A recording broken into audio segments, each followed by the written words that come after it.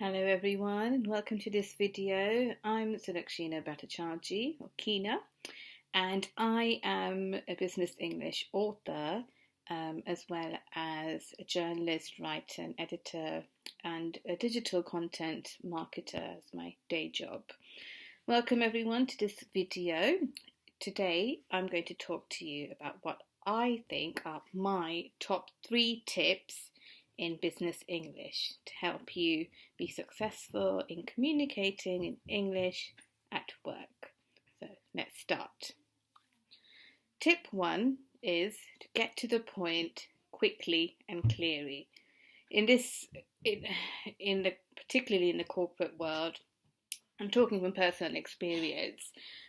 We are increasingly time poor, got a lot of projects on the go at the same time, and we are increasingly finding ourselves working with colleagues and customers and stakeholders based across different countries in the world. Of course, with the virtues of the internet, the world has become much more closer, and that's wonderful. I personally love it. But what this does mean is that we are having to communicate across different time zones, different cultural settings, and we're all using English as a medium to do all that and get jobs done. So it is quite a mammoth task when you think about it in that way.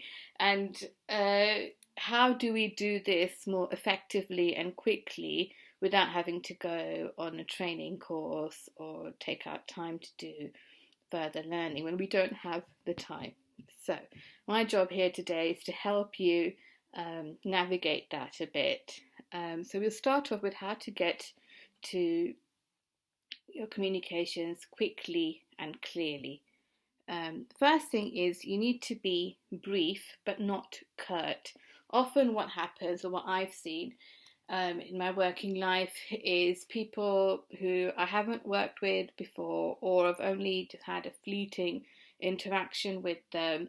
They've sent me a piece of work or they've sent me something that needs to be worked on or signed off, but it's just like, hello, here this is, bye, to that effect.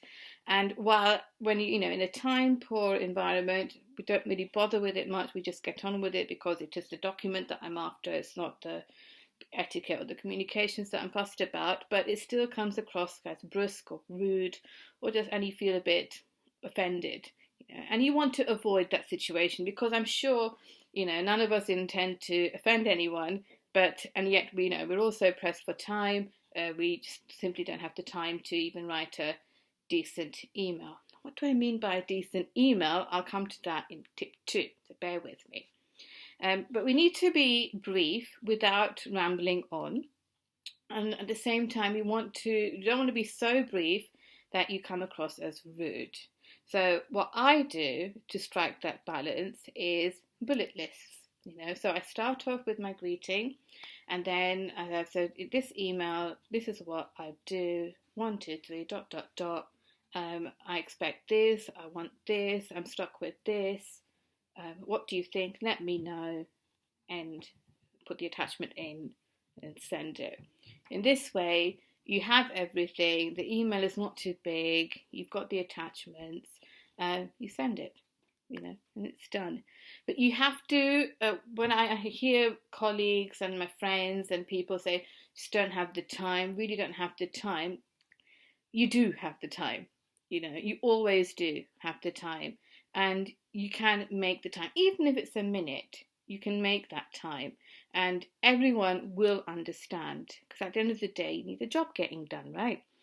So strike that balance. I often find it's easy to strike that balance. It's easier when you have, your introductory, your greeting, a one line about what the email is about, a bulleted list of what it is you want to say, and then you end the email, and that's it. So that's what I would do. Similar thing that goes with calendar invites as well. I often think that when you get calendar invites with no agenda in or nothing in it, it becomes hard to understand, what is this meeting about? Should I be in it? Have I been included by mistake? what is expected from me. Am I to bring something to the meeting? Am I to prepare something?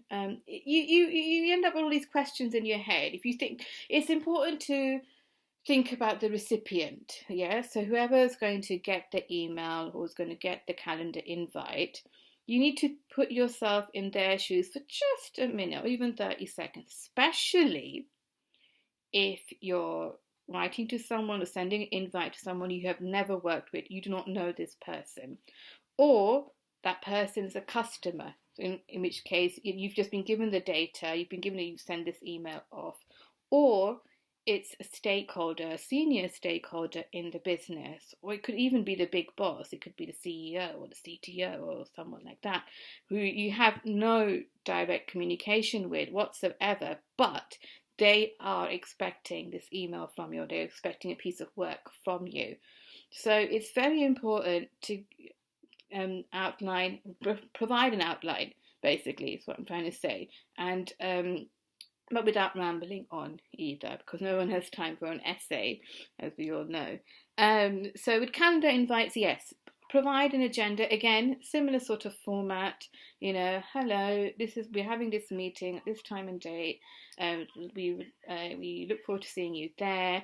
Here's what's going to happen. Here's what we expect to achieve. Bullet, bullet, bullet, bullet.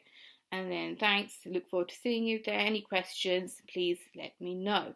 Always be inviting, don't just end it with, kind regards. Because if you do, the general assumption is that, I can't ask questions, or is that it? And then what often happens is people will still reply if they're depending on the position that person is, if they have a question, they will ask you it. But if you have that inviting line, it just makes things that much easier. It just shows that you care, and that you're willing to talk to them. Because at the end of the day, you both you and the recipient want to get the job done. So you can see very closely how good business English comes with good common sense as well, and working ethic, those things, and good communications, they kind of mesh. So a lot of these things that I'm saying, they might sound a bit obvious to you, but believe me when I say that there are a lot of people who, even though they want to practice it, they don't practice it because they don't have the time, or they have some reason or the other, and that's just not good business, and it's not good business English either. So, and keep communications clear in your emails and calendar invites. Very important. And if you can keep that structure, it'll become a habit to you, and you'll get quick at it, especially to those of you who are new to the world of work, you're fresh graduates and, you're just joining in.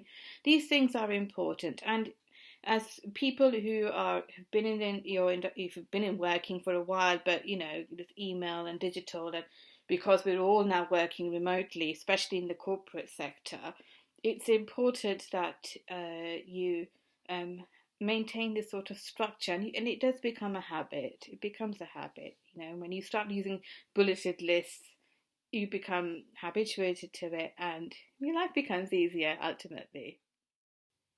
Okay, tip 2. Starting and ending emails appropriately. The key word being appropriately. And what do I mean about that? So when you're sending an email for the first time, particularly to a new customer or a new colleague, or a senior stakeholder who you may or may not know or seen, but you've never worked with them before, particularly in those sorts of scenarios, it's very important to use Dear. Start your emails with Dear Mr., Mrs., Ms., and be formal about it, because especially if you have never met them, have never seen them, you don't know them. Okay, so it's best to be on the safe side. You take the formal tone and stay formal, especially just for the first email. Okay, start with Dear Mr., Mrs., Ms. If your recipient's a woman and you're not sure what the marital status is and that, just write Ms., capital M, small s. You're safe. Okay, so that's that.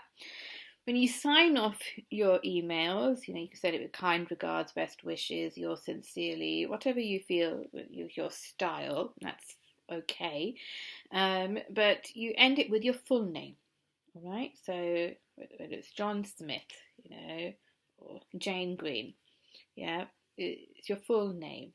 It shows that you're professional. Okay, because again, you don't know who this person is, they don't know you. This is your first time that you're communicating with each other in the world of work. So it's best to keep things formal. Make sure your email signature is up to date. Make sure it has the updated contact details, phone numbers, emails, websites, and all that sort of thing. And make sure it has the updated branding of the business that you are working for. If in doubt, contact your marketing teams, the branding teams. They will tell you what the appropriate logo is. It's nice to have a logo at the end of the emails because you remember when you're working, you're not only representing yourself, but you're also representing the business you're working for or with. So you have two reputations that you're maintaining here. So you both need to look good, and it's your job to make sure that the company or the organisation you're working for looks good too. So it's important to get these basics correct, as much as it sounds obvious, but it is important. When you have in the second instance or the third instance, as your working relationship evolves, yes, then you can switch to hello, hi format and address them by first name if they address you by first name. So take your cue from your recipient, okay? Often, these are variable situations. Often what happens is you have a CTO or CEO who's really cool, and he's like none of this first, full name business, and they address you in first name and they expect you to address them in first name, and they'll just tell you so. They don't want that formality, and that's absolutely fine. It's great. And often there isn't, there isn't. And again, there's nothing wrong with that either, because that's the traditional way of doing business and it's all fine. It's just that you need to know what is that approach? What is the approach the business is taking? Do they take the formal route or the informal route? And just find out. Ask your colleagues, ask your line manager, if in doubt, what is the way forward. But generally, if you can't find anyone to ask and you're new and this instance is new, stick to the formal route. You can't go wrong with it, because at least your recipient is thinking, oh, this person's very professional and they're serious about their job. These things come across. If you use the dear and you sign off with your full name, you've got your updated email signature, you've got the structured email, you're talking to the point, you've got the correct attachments, all these basic things are there, you're sorted. Okay, it's as simple as that.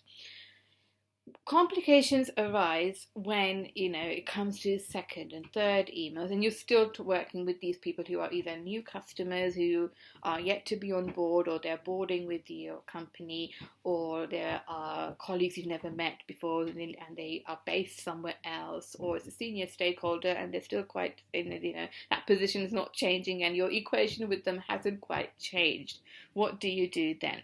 Take the cue from the recipient. If that person talks to you in Mr., Mrs., Ms. kind of thing, you can keep that going. If they change to a hi Jane, or hi Sam, hi Peter, you can revert, oh, hello Stephen, hello Mary, or hi Mary. You can do that as well. You can reciprocate. Okay, so it's about following the recipient and taking the turn that way, and together you'll both evolve in that way and form a healthy working relationship and get more work done. Only send one-liners in emails. I'm not a fan of one-liners, but I just don't think I think it's rude, but also it only applies when you know that person quite well. So you've worked as a close colleague, you've worked with them a lot, you can say, hi Mary, here's the document you wanted, any questions let me know, Keep. That happens only when I know Mary very well. I've worked with her for a long time. She knows me well. We're not too bothered about this sort of thing. We just want to get work done. That's fine, okay? But in a new setting or when you're working with someone senior, stick to the formal approach. Which then, speaking of formal, reminds me about emojis and chat lingo. No, basically. Only use emojis. I mean, I love emojis, and people who know me, my friends and colleagues who know me, I punctuate my messages with emojis, but that's completely and usually on a personal level or in instant messaging, chats, okay? When it comes to emails, especially if the emails are important, do not use emojis, okay? And it's just not good business English. It isn't. And chat lingo or abbreviated chat lingo, so, like LMAO, IKR, those things don't really work in a formal business communication. And what we have to realize, and we realize, but some of us don't accept, is that emails have now become a formal mode of business communication. It's not just about, yes, letters are sent. They are sent, but they're usually prefaced with emails first. Letters are only sent when important documents, they need to be physically signed. There needs to be there's a legitimate reason for printed paper documents that need to be sent to you. That's when letters are sent to you. Or for those people who do not have access to email, who have not come from the internet generation whatsoever, and who don't need to use email, for them, that's when letters are used.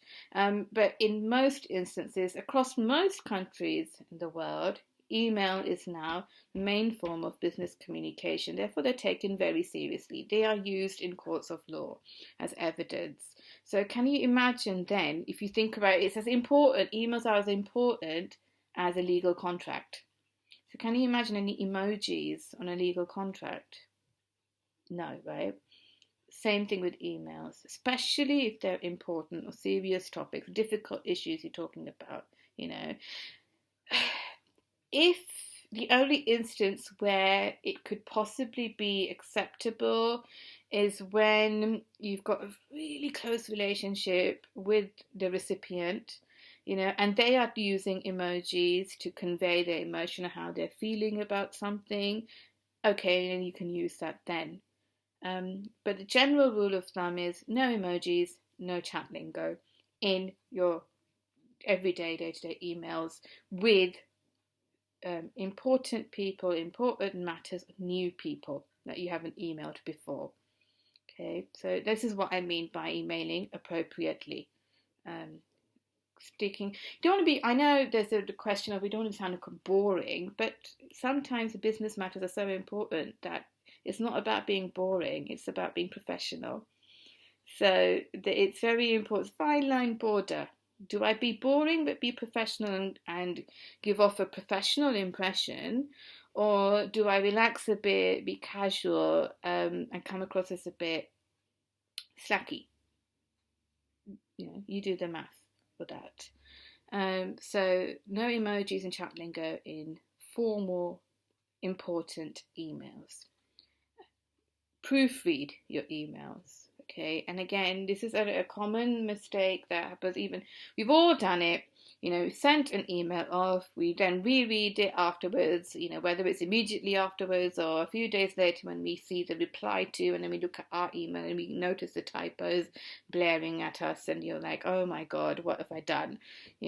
So be very careful about those sorts of things. Easily avoidable, and nowadays there's no excuse anymore to not check or proofread, because now even like Gmail and Outlook and most major emailing platforms, they all have this automated grammar check, spelling check thing. Use them.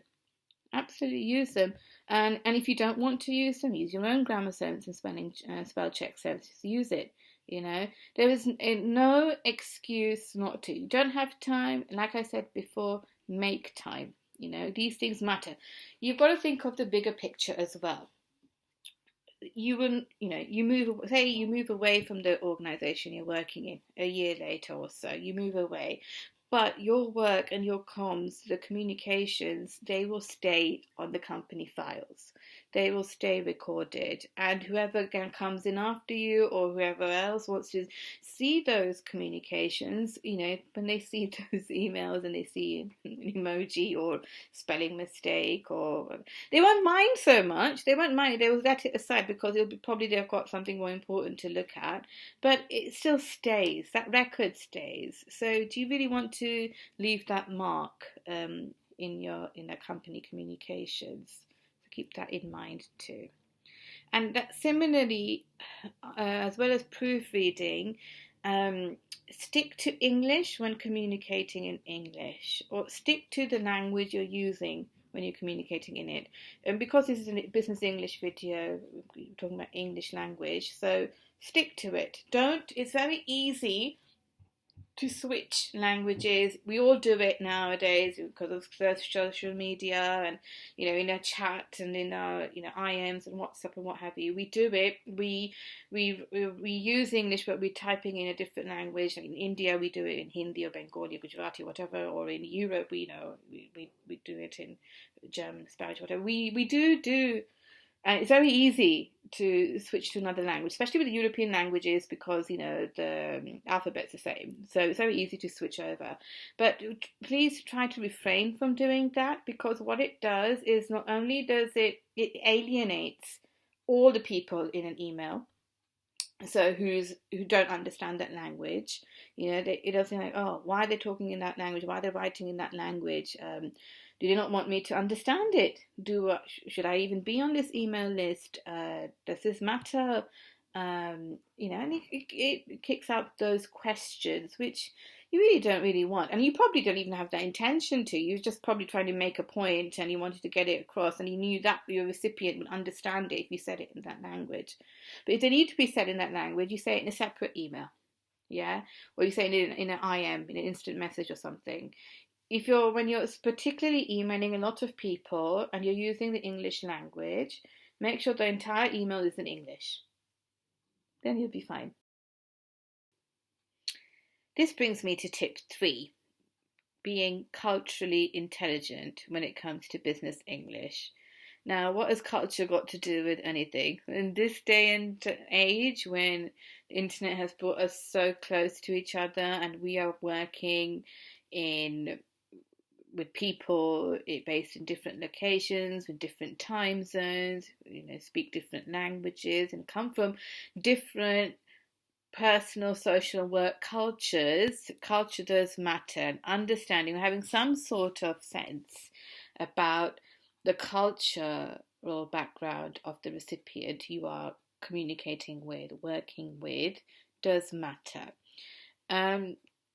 It kind of, in this day and age where we are using agile methodologies of working, you usually have something called a kickoff session, which is basically like an icebreaker session where the whole team, whoever's going to be involved in, no matter however big or small part they have to play in a project, they're all brought together in this initial meeting, and just to kind of introduce the meeting, talk about the project, and introduce yourselves to each other if you don't know these people, etc.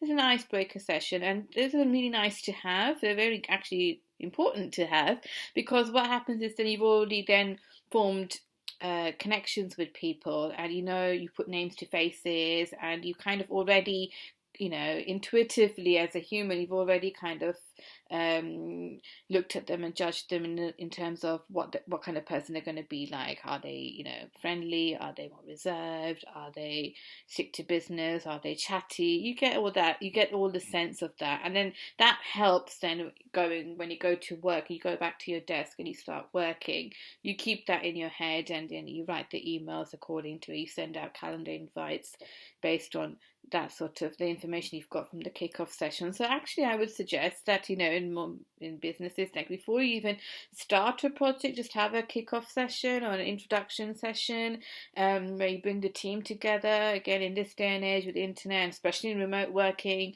there's no excuse not to go on to Meet, go on to Hangout, go on to Teams, go on Skype, you name it. There's a whole host of packages out there where you probably already do this anyway. But it's so important, especially in terms of business communication and good business communication. These things do matter, very much. But where in the event where you haven't had a kickoff session, and it's maybe just a short piece of work that you've got to do or something, a document that needs to be sent over, or it's a short-term piece of work or project, where all this isn't needed, try and see if you can look them up on the chat platform, and just to have a quick chat with them, have a call with them, maybe a video chat, all the better, so that you can establish a rapport, establish a connection before you get on to the business of emailing and sending out work. See if you can do that, if you can make the time for that. If not, doesn't matter. You can still, you get to the email. You haven't got the time, but you have to send something immediately, pronto. When that sort of thing, the quickest thing you can do is to just do a quick Google search and find out what time zone they're in. A bit about the country, the kind of weather, the culture, the lifestyle. Just a quick, 5 minutes search. It just gives you a sense of what they're likely to be, and you can reflect that in your communications. It's important to understand the recipient. It's important to understand, or try to understand, what their situation might be. It may be that they are not in as big as office as yours. It may be that they're in a bigger office than yours.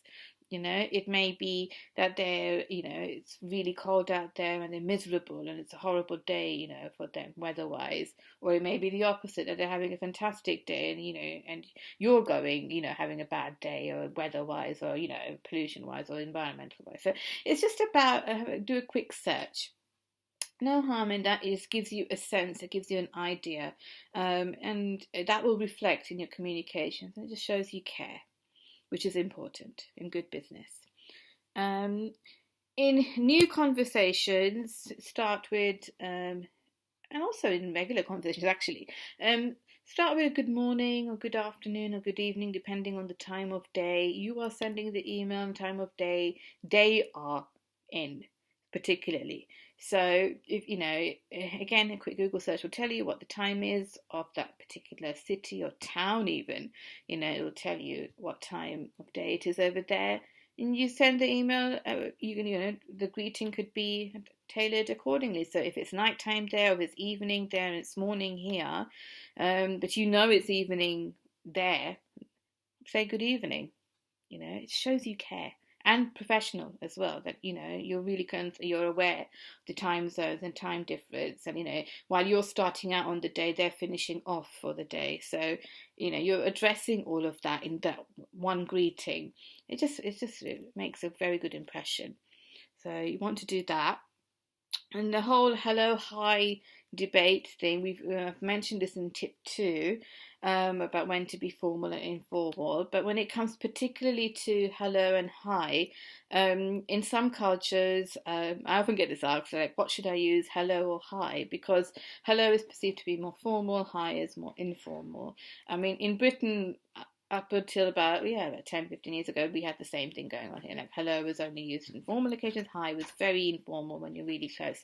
But now that seems to have kind of, melted away, and, hello and hi are synonymous. But that's this country, that's Britain specifically.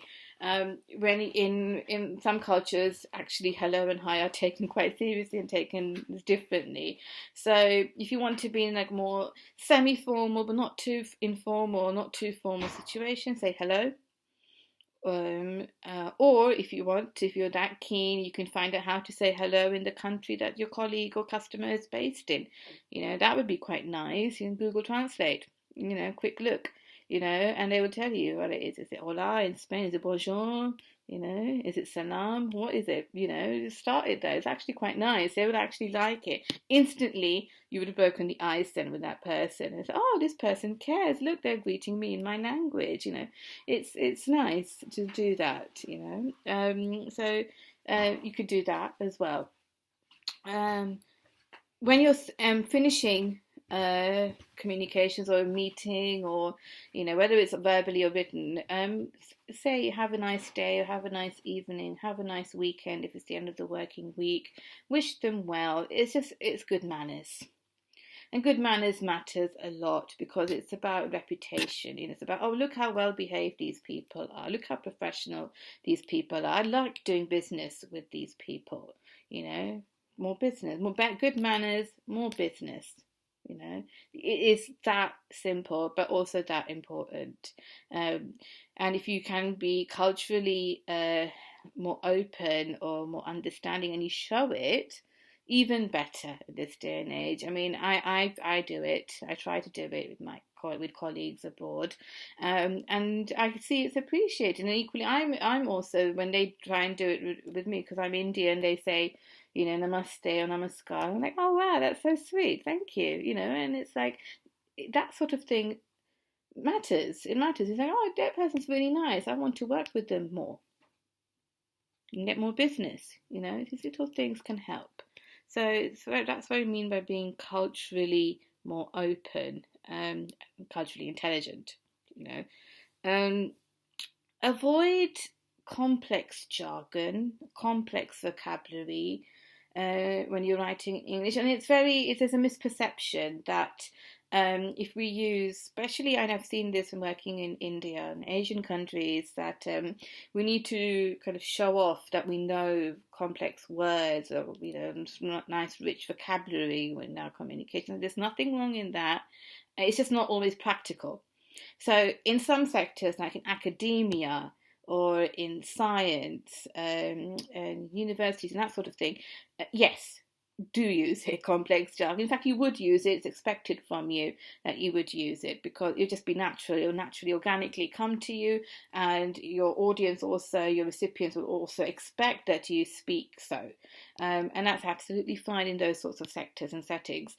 But in commercial, corporate settings, where we really don't have time and we've got to get this done now, and we've got to get this work done, we've got something else coming up, we're time poor and we're stressed, and saying something that's which could be said simply is better. It's appreciated, and it just helps keep work going. So as a quick example, if I said this needs to be expedited, the imminent effect, what I'm basically saying is we need to get this done now, which is more easier, quicker, simpler, faster, more efficient. Second option, right? Especially in the corporate world or in the commercial world where we don't have time, or it just saves us. We don't want our recipient to fumble for a dictionary or quickly Google what does expedite mean, imminent effect, what does that mean, and then you look through a whole list and then you're confused and you're like, what does this mean? Then you send another email to them. Your recipient sends you an email, saying, what does this mean? And you don't really want that. You don't want them to have that hassle. They're thinking, oh, this person's being, arrogant, and they're thinking, oh, this person's being silly. You don't really want that trouble. You don't want to warrant that sort of problem. So keep it simple. Where possible, keep it simple, especially in the corporate world. I stress it particularly in the corporate or commercial setting. For academia and science, it's different. But in corporate setting, it's a different thing, and the simplicity would be appreciated, especially if you're working with different cultures where English is not the first language, and they don't necessarily they have enough English to go by, but they don't know the nuances and the deep and richness of it, and it's not expected from them either. Why bother? Keep it simple, right? So there's that. And one more point about icebreakers, particularly with different cultures. Yes, if you don't have that kickoff session and you're meeting this person for the first time, or this is before the kickoff session and you're just making acquaintances, which is a good idea, by the way, to do that if you have the time to. That's great. A great icebreaker is a good old weather. You can't go wrong with it. You start talking about the weather and immediately, the conversation will flow. So, oh, how's the weather there? I've never been to Spain. How's the weather? What's it like there? Oh, it's actually quite nice today. It's about 33. 33? Oh my God, that's really hot. It's only 16 degrees here in London, and it's like, oh, really? It's like, oh gosh, that's really cold. Oh, I'd love to go to London. Oh, I'd love to go to Madrid. What's it like? Automatically you have relaxed. You're both relaxed, you and your recipient. You're getting to know each other. You're creating that bond, and that will then help when you start working. I mean, in your further conversations, your emails or your further calls, you'd be like, hey, how's the weather there today? Is it still cold? Oh, is it warm now? Oh, that's nice. Oh, good. Any plans for the weekend? That's another good icebreaker. If it's near the end of the week, any plans for the weekend? Or if it's the beginning of the week, how was your weekend? Usually you can't go wrong with these sorts of topics. They're fairly safe. They open up the conversation and they, relax the tone and the mood, and you can just slowly meander yourself into work. Those are usually my favourite icebreakers or conversation starters.